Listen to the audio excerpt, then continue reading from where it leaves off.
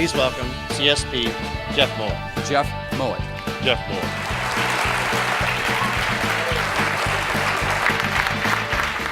More so when it comes to bad news, what we often will default to when it comes to communicating with customers is we'll default to sending them an email or a text even, or sending them a letter. Now, what are some of the downsides? If you're going to give somebody bad news by email, what are some downsides to putting it in writing like that?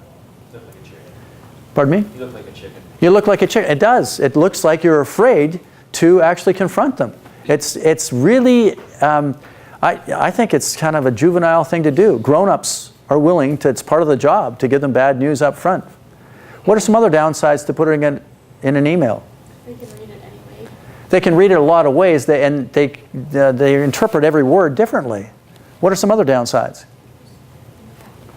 can't show emotion from reading something like that. So if you're trying to have empathy while you're We can't show emotion with them. It doesn't come through. The tone doesn't come through. And then, of course, when you give people bad news, they're always going to have to feel like they should respond to that. They have some questions around that, but we're not now available.